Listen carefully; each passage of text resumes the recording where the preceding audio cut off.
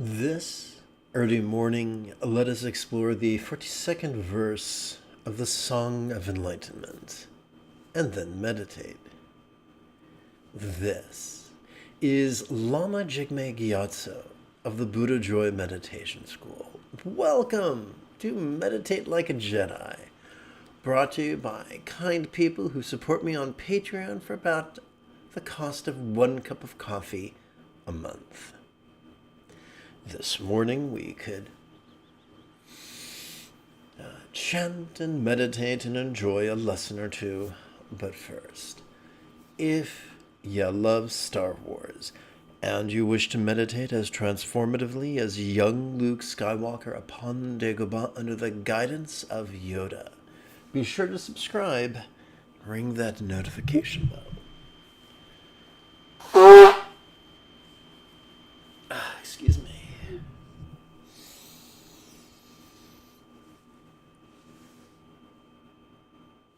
At any time during this morning's live stream, when you have a question about Buddhist meditation or Buddhist philosophy or how to apply them to your life, immediately type a detailed, specific question in the chat window on the right-hand side of the screen.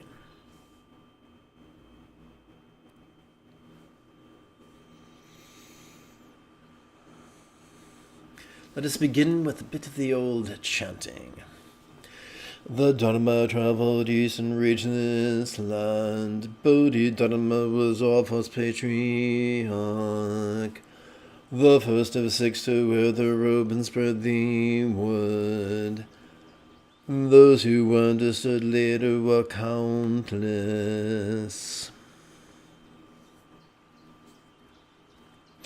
The translator felt it was important that we understand that the patriarch's robe and bowl were used as symbols of authenticating transmission of understanding by China's first 6 Zen patriarchs. And let's explore this for a moment.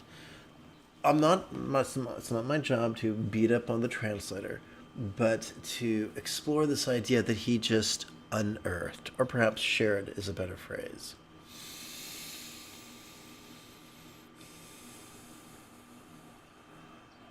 So a practice was developed to create a sense of credibility. You can trust this person, we can trust A because of B. So this is nothing new. When someone applies for a job, in addition to filling out an application, they often present a resume, credentials, and letters of reference. And these are intended to convince the employer that this person is both competent and trustworthy. But is that always the case? How many people have done their due diligence to track down references, write credentials, only to find the person they've hired is either A, incompetent, B, morally bankrupt, or C, all of the above? The Buddha was no stranger to this, and when reading the dilemma, the Sutta of the Kalima's dilemma, and what was the other one?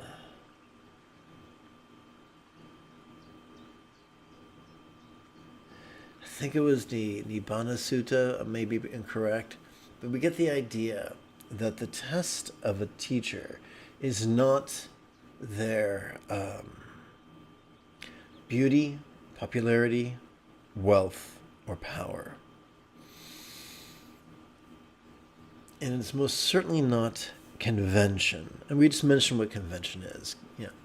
Application, resume, credentials, letters of recommendation. So if it's not convention, then what is the test of a teacher? What is the test of a teaching? Simply this. We receive their teachings, we apply their teachings every 12 hours for 7 consecutive days, and then we notice the results.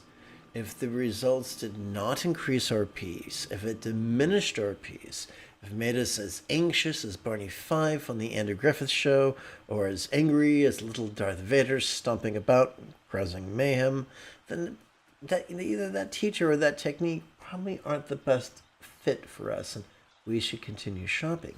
However, if we find a teacher and a technique, and we apply their technique enthusiastically, and we get great results, we get an increase in peace, then it would behoove us to continue receiving instruction from that individual. Now, that method is as effective as it is inconvenient. Most people cannot be troubled to do that. They want something easy, but easy is seldom accurate or effective. This is a universal dilemma. Consider, if you will, the fascist phenomena of the strong man. We've got a problem. It's insurmountable. Your only way out is through me.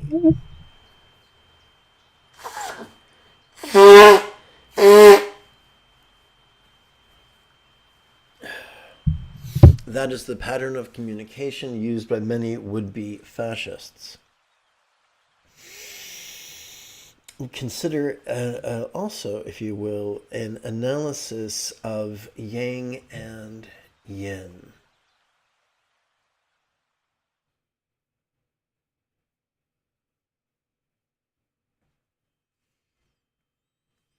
Yang tends to be rigid, fearful, controlling. When we are stuck in this paradigm, we will turn to someone who promises to fix the problem for us. In this case, the problem of determining whether someone is qualified for us to trust blindly. And by the way, blind trust is another form of being rigid and fearful and controlling. However,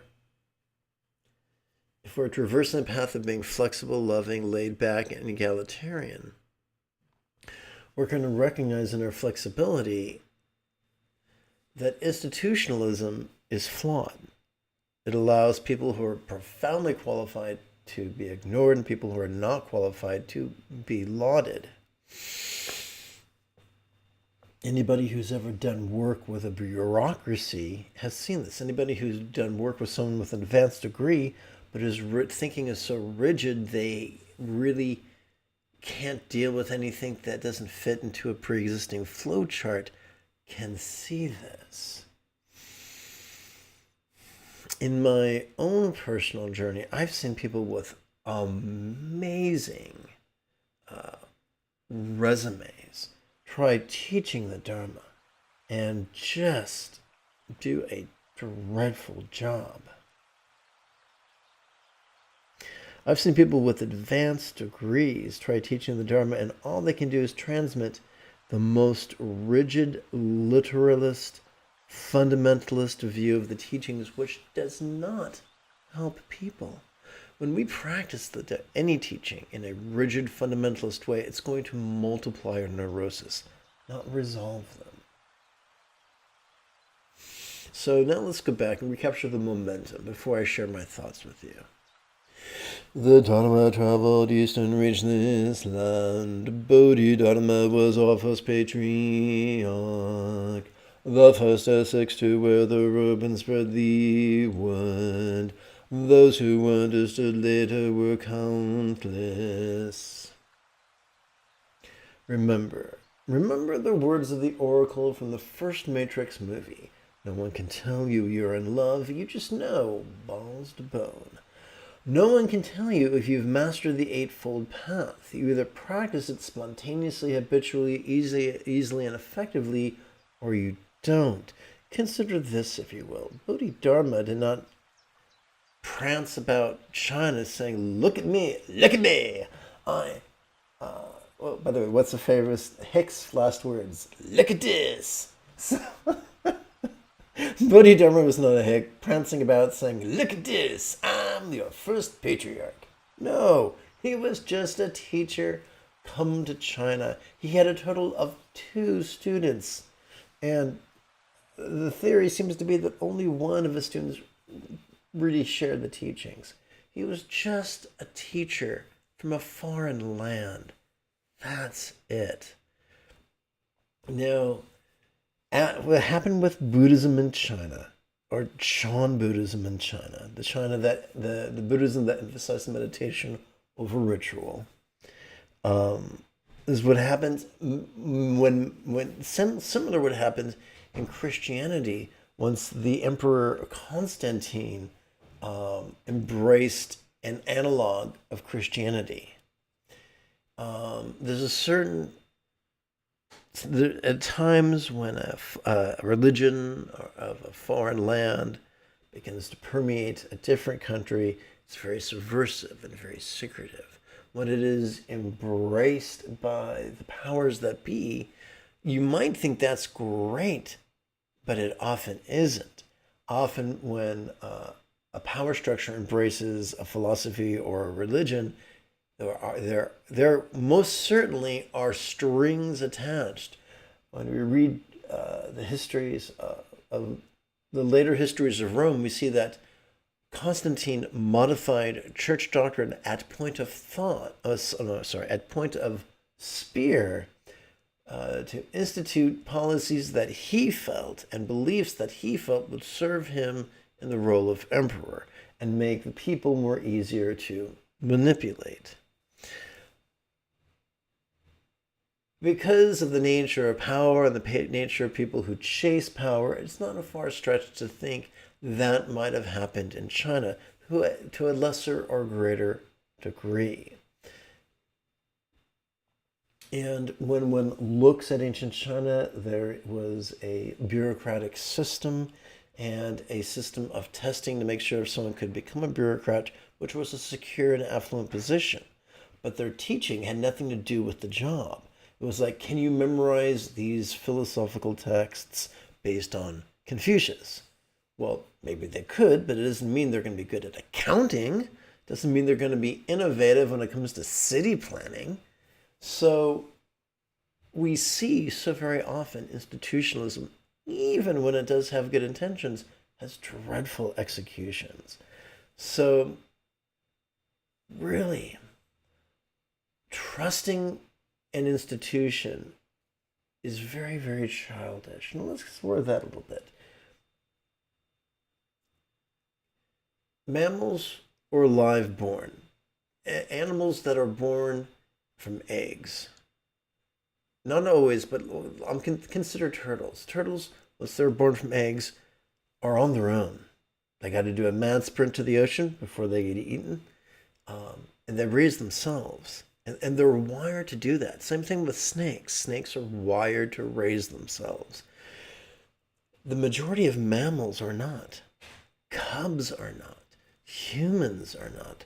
They are wired to stick close to a primary caregiver when they're at their most physical and neurologically vulnerable until they hit puberty, and then they're ready to, 9 times out of 10, go become a parent themselves.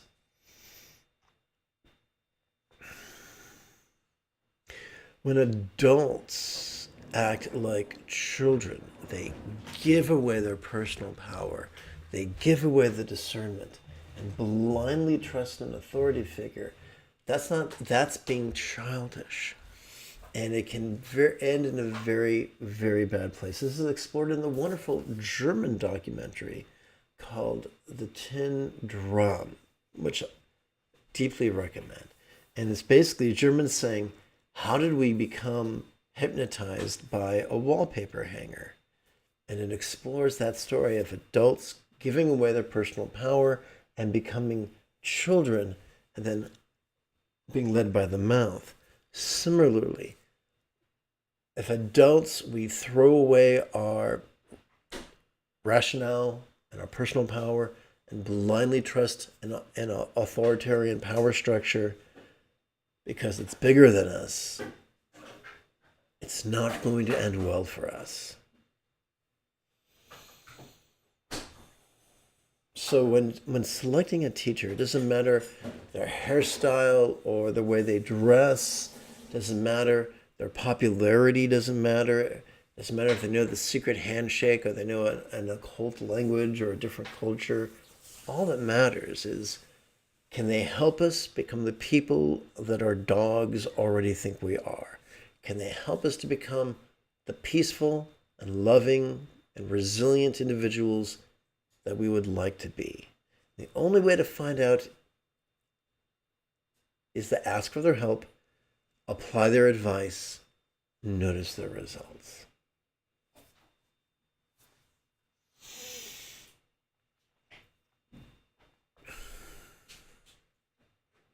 I'll be right back.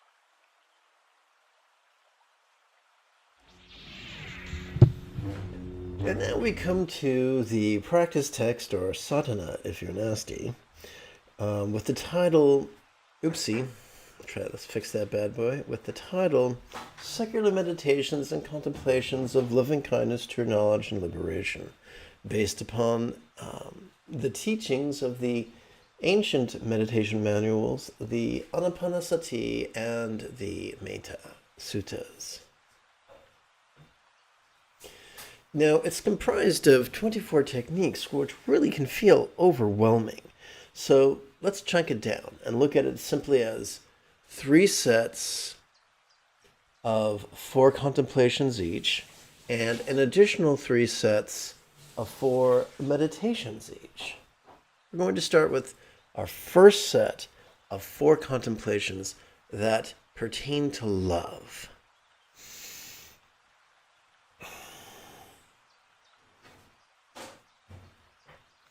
So our job here is not to pretend to be Gandalf the Grey. Our job is not to do magic or emote or believe or visualize. All we're playing with is our will, our intention, our volition, if you want to get fancy about it. So we lovingly wish, that all circumstances of all beings now be profoundly fortunate. Good fortune, the monosyllabic synonym of good fortune is boon. So we wish boon for all. So think of it this way. Every day or so, I make a batch of lentils in my Instant Pot. Then I ladle the lentils out into individual serving bowls, the majority of which find their way to the freezer. Similarly, it is as if we are ladling. Instead of ladling lentils, we're ladling the wish for universal circumstantial good fortune. And instead of ladling from an Instant Pot, we are ladling from our secret chakra between our pelvis and our navel.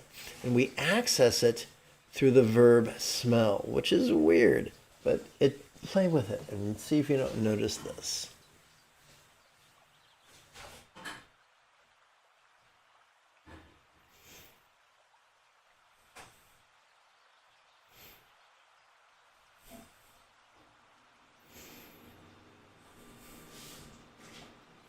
or perhaps more eloquently, I could say we ladle it from the chakra between our above our pelvis but below our navel through the cunning use of the verb smell.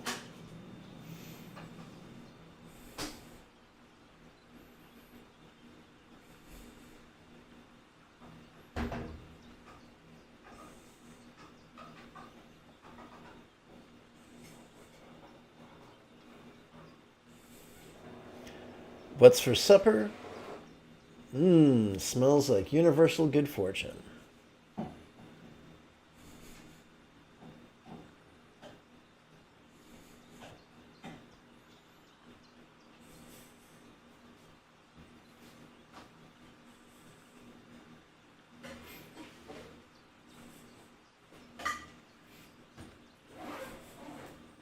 You'll notice that not only does so during the inhalation, we silently and mentally recite the verb smell, which is one syllable. And during the exhalation, we silently and mentally recite the loving wish, which is 3 syllables. So the inhalation is a short breath, the exhalation is a longer breath.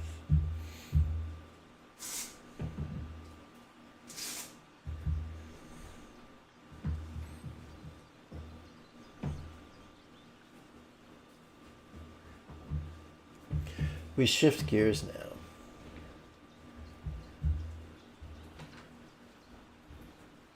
Wishing optimal health for all beings everywhere.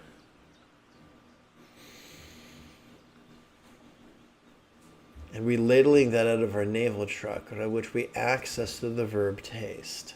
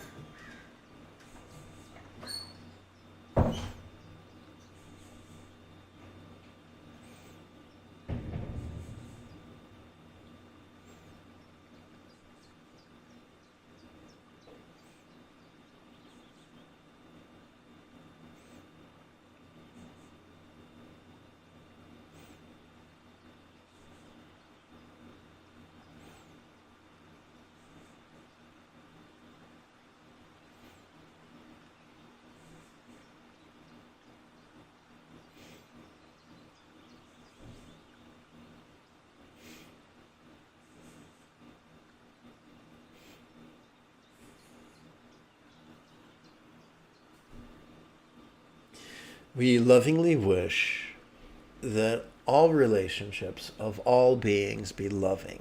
All relationships, whether they are professional, personal, platonic, or intimate. We are ladling this loving wish from the chakra above our navel but below our heart, in our upper abdomen.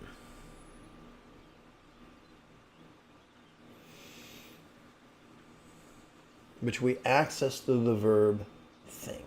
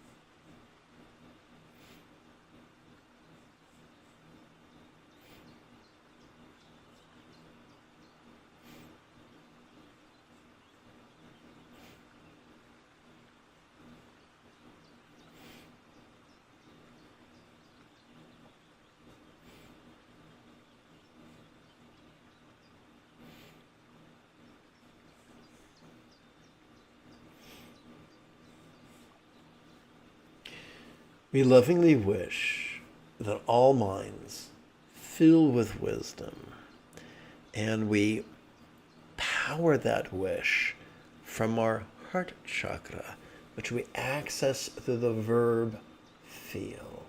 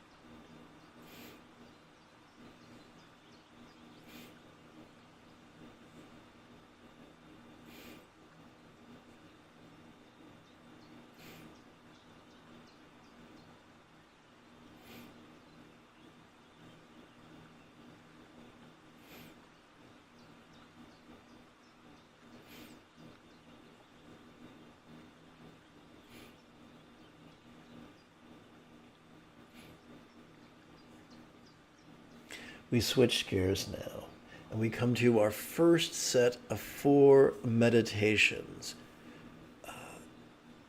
These are preliminary meditations where we center our bodies. The first of these meditations, during our inhalation, we silently and mentally recite the adjective calm.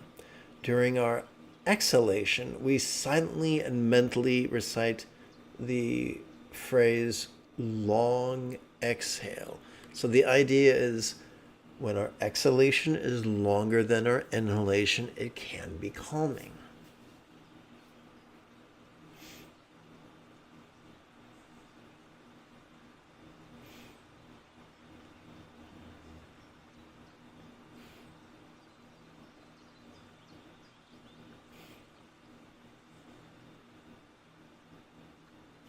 All of us battle with agitation from time to time. This is a great remedy.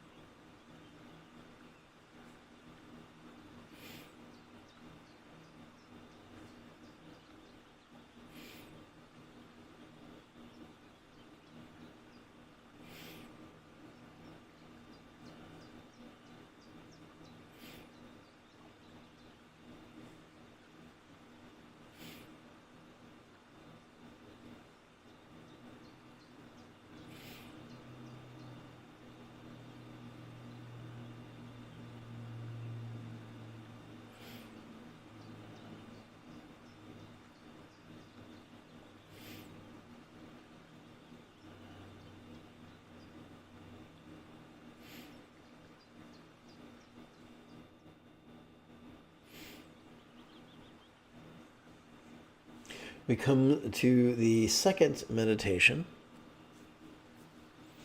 During our inhalation, we silently and mentally recite short. During the exhalation, we silently and mentally recite energize. When our inhalation is shorter than our exhalation, it can feel invigorating.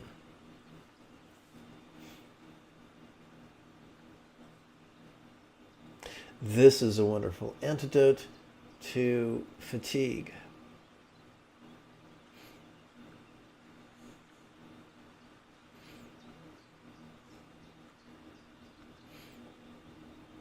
Or what's often translated as sloth or torpor.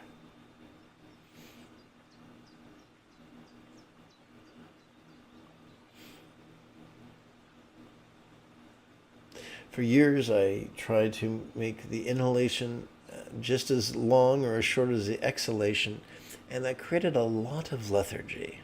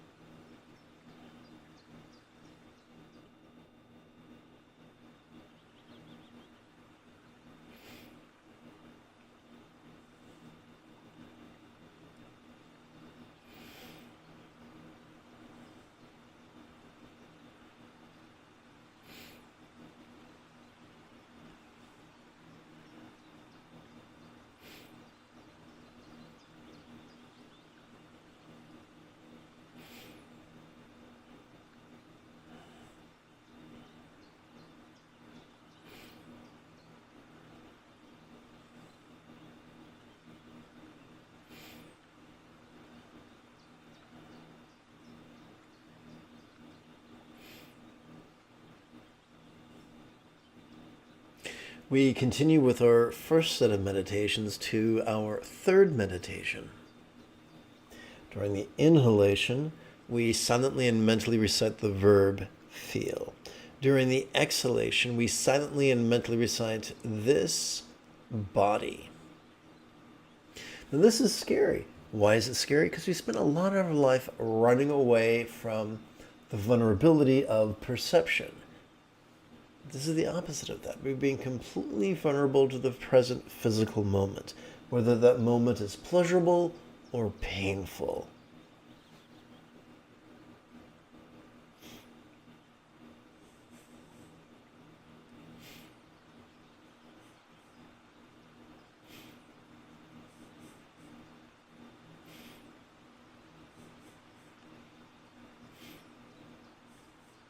Anybody who's ever lived in a monastery can tell you that just because someone shaved their head and wears robes does not mean they are a fully enlightened Buddha. Sometimes it means they behave like a demon in human form. Therefore, my goal is not to teach the way every teacher teaches. My goal is to teach in a way that will help you to rapidly practice the Buddha's path as a bodhisattva and master the Buddha's path as a Buddha rapidly. That's my intention. Not over the length of 3 great aeons, not over 7 lifetimes, ASAP.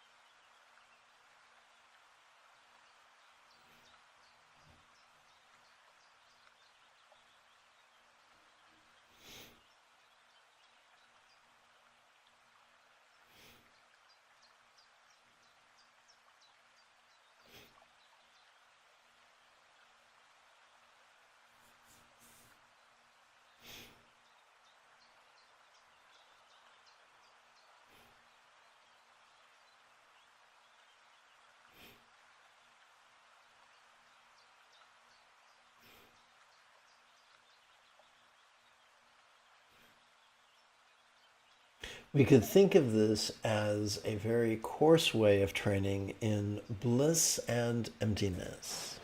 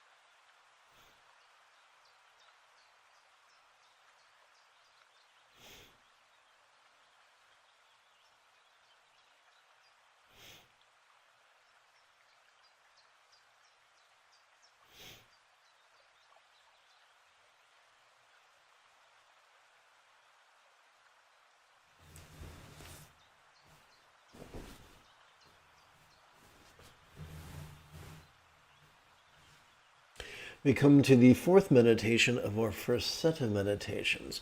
During our inhalation, we silently and mentally recite the noun form, which is a synonym for body. During our exhalation, we silently and mentally recite the verb relaxing. And we can consider this to be our very coarse practice of awareness and emptiness.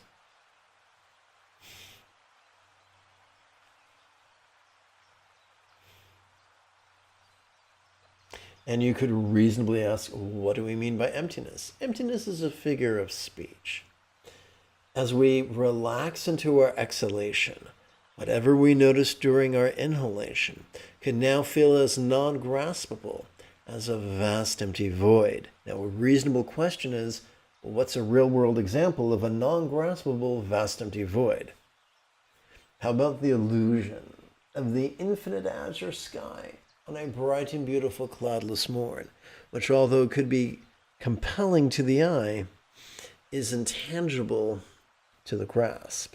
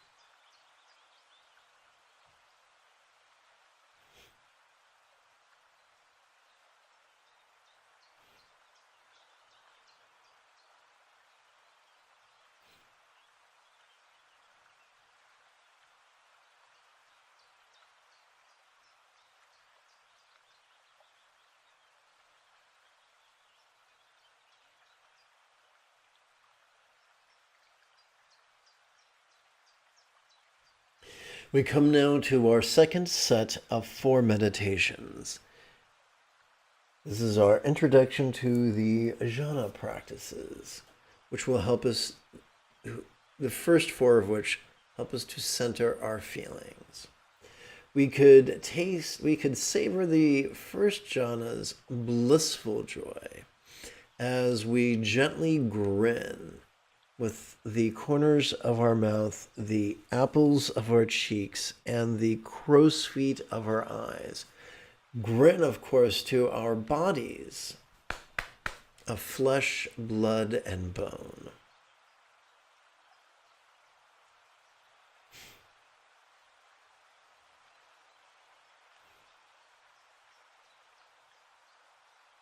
You can consider this a coarse experience of bliss and emptiness.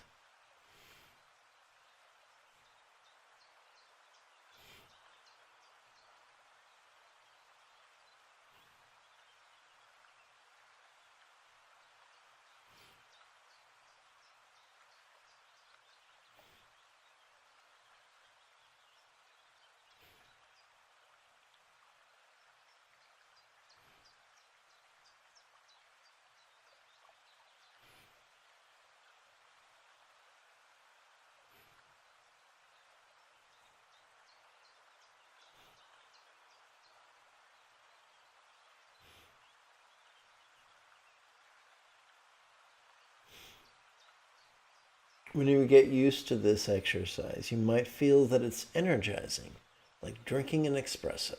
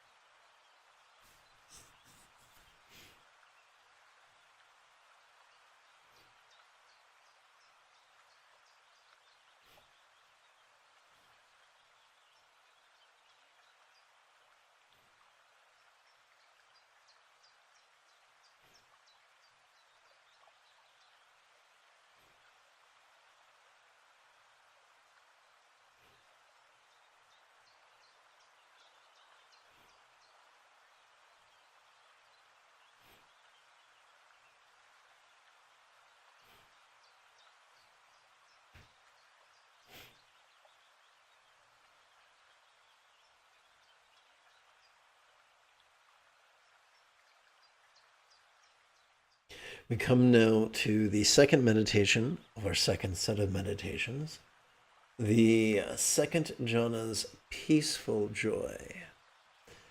And we access that again with a subtle Mona Lisa grin. But the subject of our grinning is going to be our thoughts. Now, thought functions as an umbrella term for our capacity to emote, intend, reason, recall, and imagine. So we breathe in, grin. As we exhale, think, think, think. Which, of course, makes me think of the big band standard dance, dance, dance.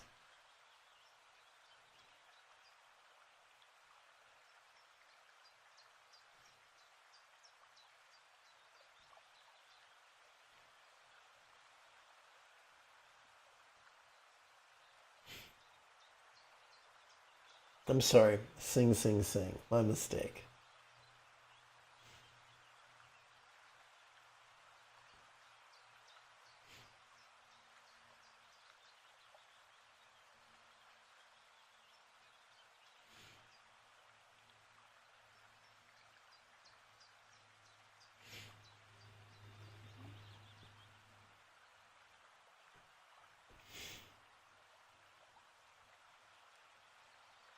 When working with the verb think, it's not uncommon to feel subtle sensations in our upper abdomen.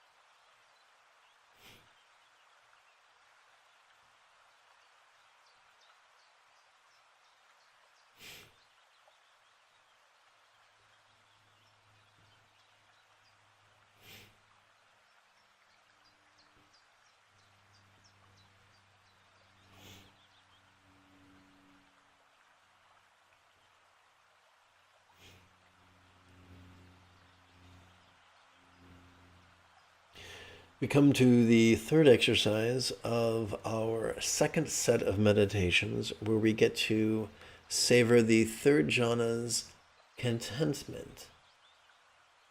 We do so by mindfully noticing or feeling these same coarse thoughts that serve, that is a very generalized way of exploring our ability to emote, intend, reason, recall, and imagine.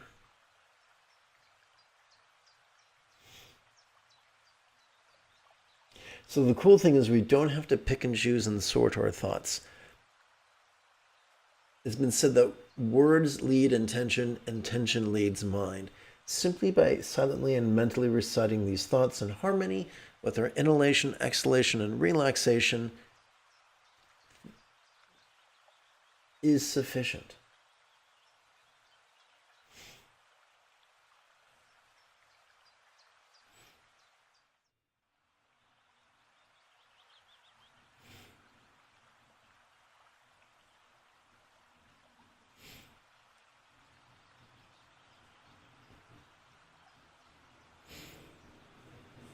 And over these next several minutes, that your experience of contentment could sharpen.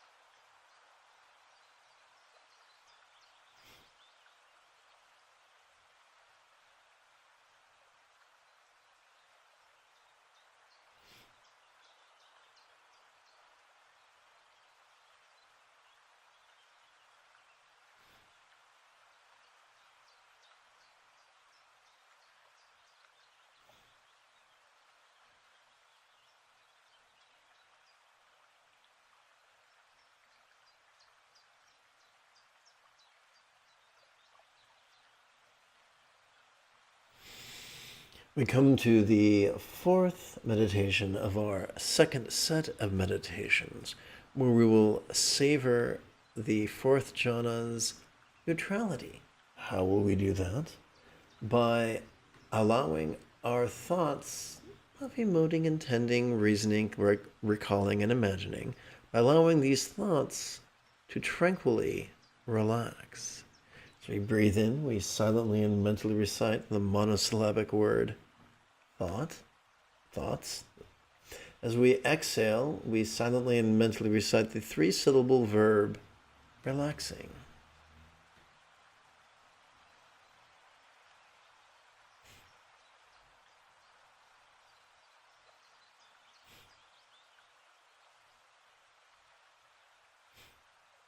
And you will actually feel something shift in your mind, in your body. You will feel more neutral, which is wild.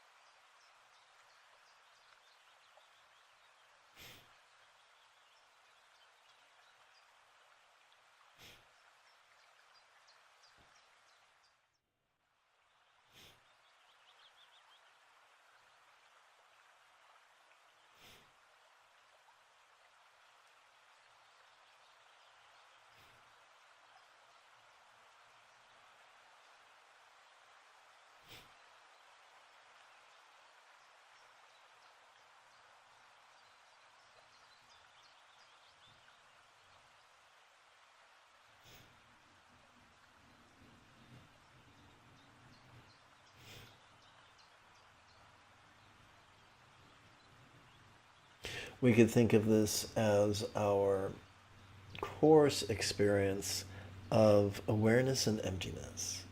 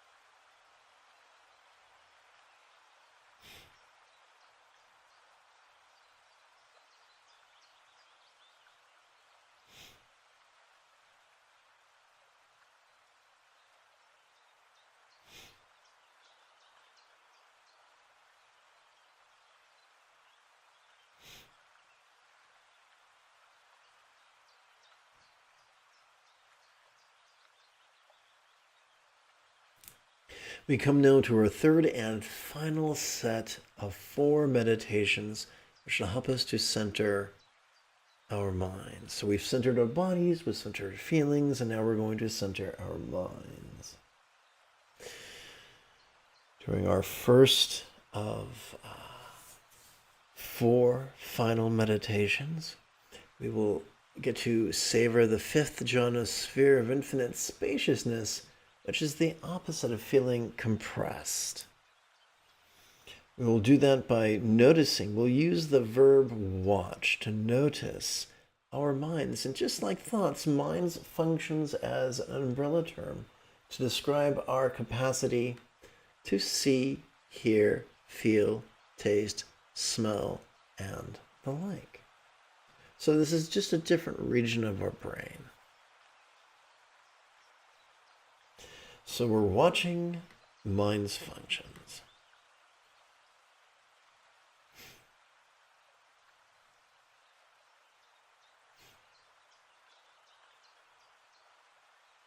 Working with the verb watch helps to access the center at the top of our head.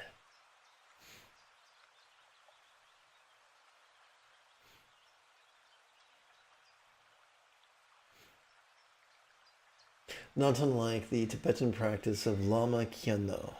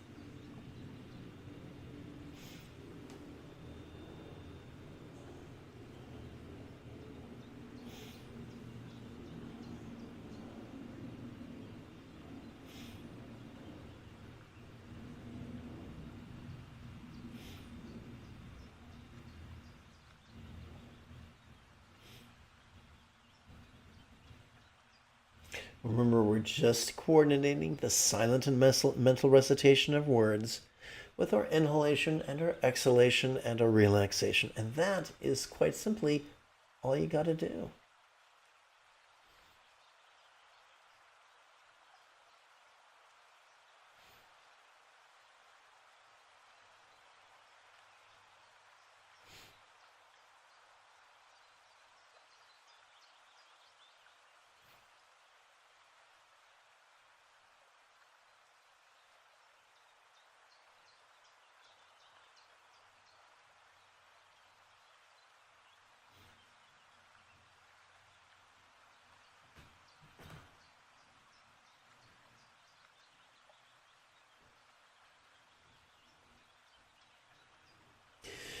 So we come to the second meditation of our third set of meditations, where we will savor the sixth jhana sphere of infinite awareness. Now, this is the opposite of concentration. We're not trying to stuff our mind into a one-pointed experience. We're letting it just open up like an umbrella. We do this by allowing our mind to gladden. As towards it, we gently smile. Again, from the corners of our mouth, the apples of our cheeks, and the crow's feet of our eyes.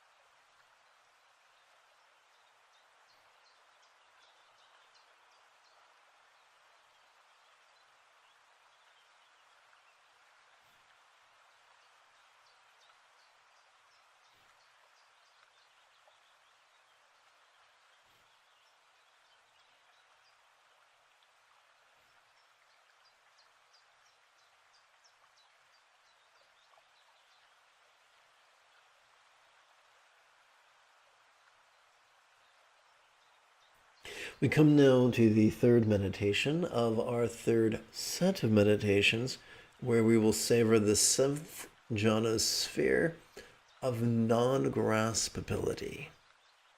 We do this by allowing our mind's ability to see, hear, feel, taste, smell, and the like, by allowing it to relax. Not forcing it, allowing it.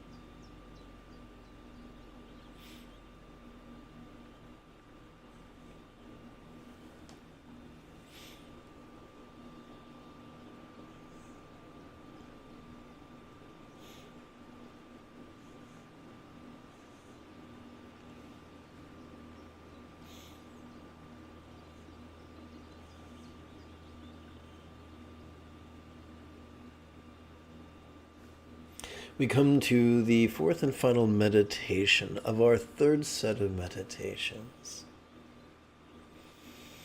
where we could savor the eighth jhana sphere of acquiescent non-labeling by experiencing the liberating equanimity of our controlling tendencies to shove and reach. How do we do that? Simple. As we breathe in, we silently and mentally recite mind. As we exhale, we silently and mentally recite great freeing. And we'll feel that we feel ourselves sliding from the controlling tendencies of labeling everything to just labeling things as this.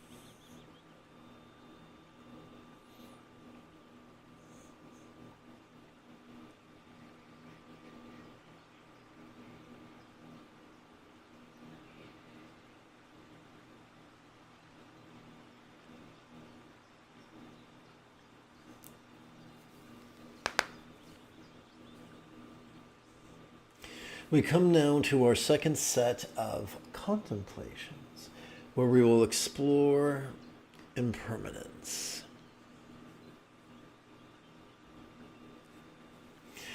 We will rely heavily upon 4 rhetorical questions.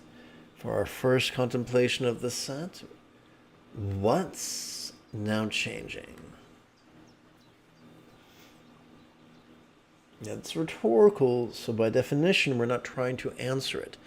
We're simply silently and mentally playing with these words in harmony with our inhalation and our exhalation and our relaxation.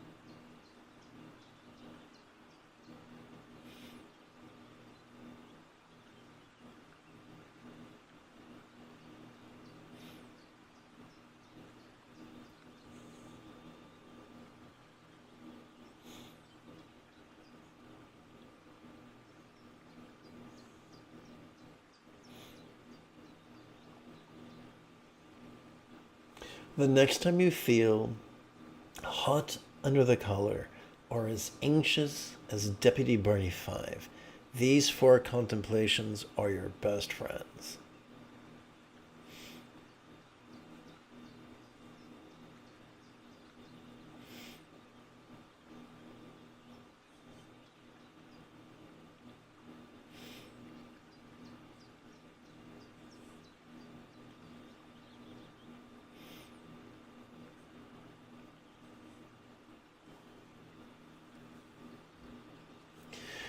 We come to our second set of contemplations. Second contemplation, what's now fading?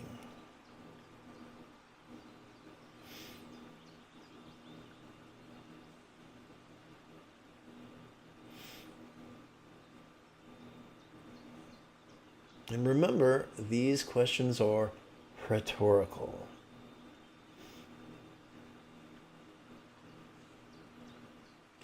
One syllable on the inhalation, 3 syllables on the exhalation. That is an important ratio.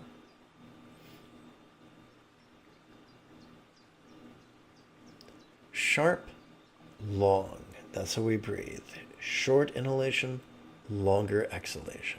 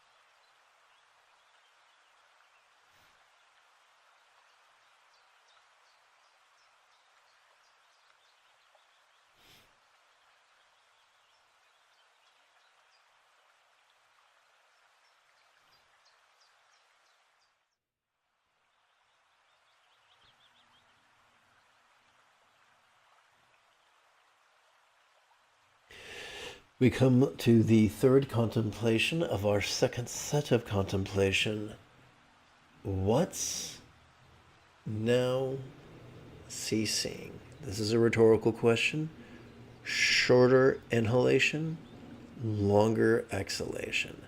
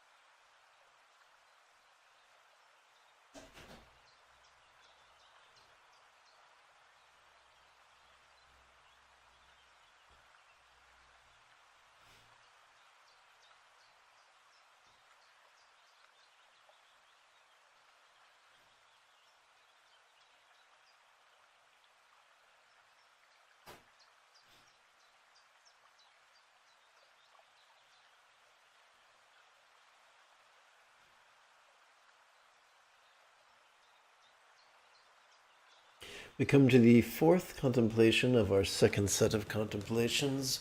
What? Releasing. And we're using releasing as a synonym for relinquish or surrender.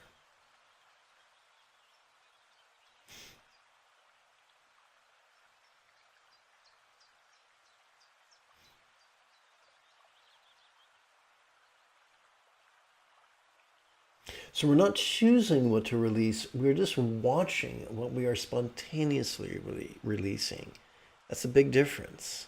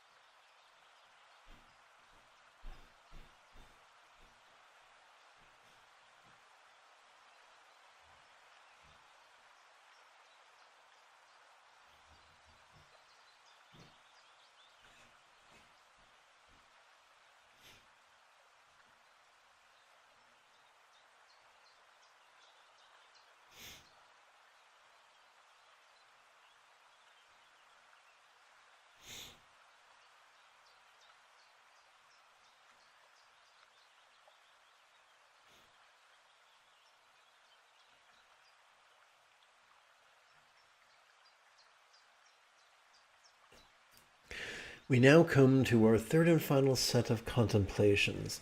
These are exploring the union of kindness and ethics.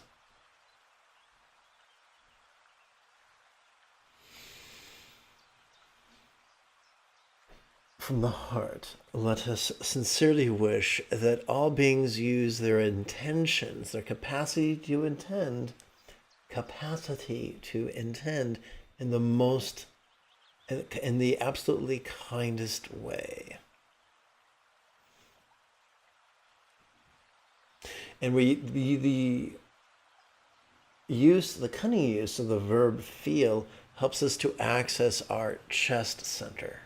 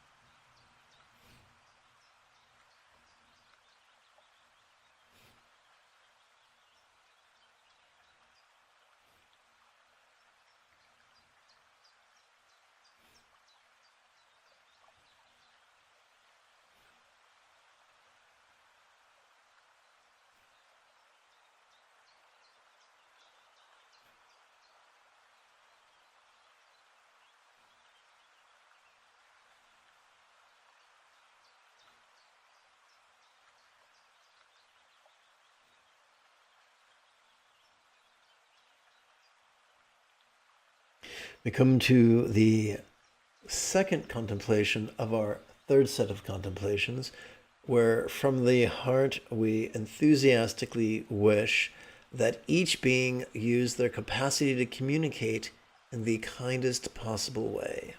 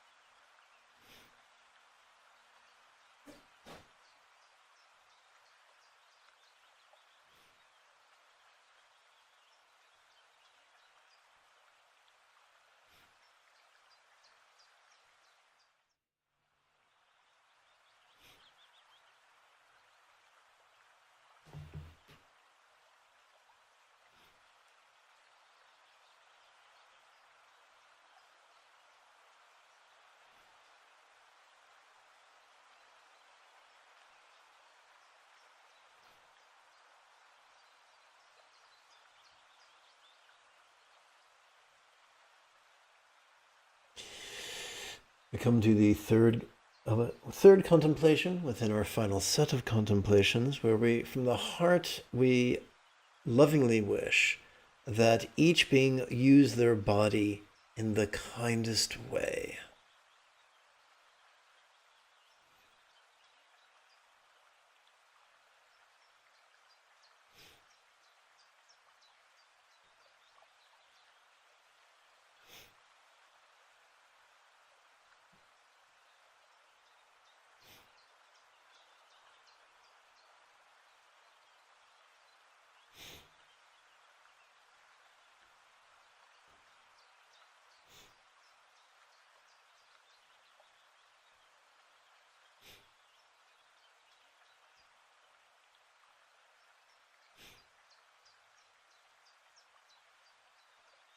It has been said that a true meditation master, one who has truly mastered the Buddha's path, is much like the cross between a white fluffy cloud and a bulldozer. And as you sit In their presence, you just feel an overwhelming desire to be kind. You just can't help it.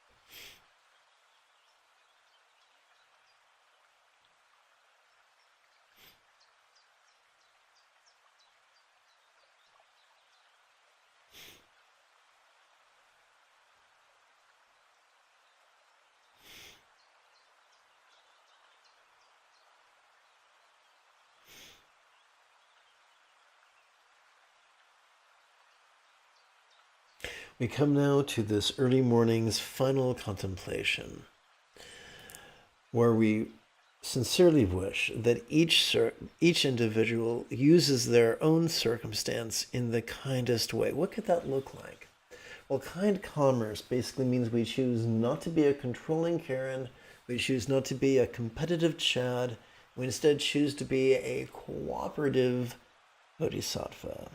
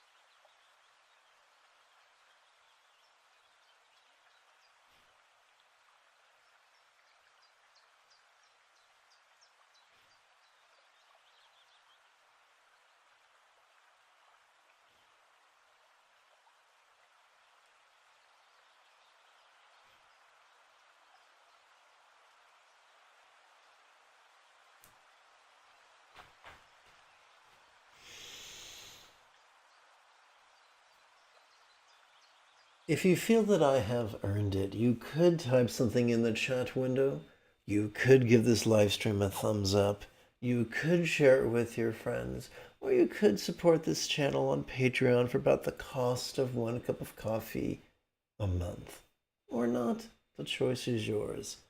Either way, in about 2 hours, I intend to return to lead today's mid-morning meditation.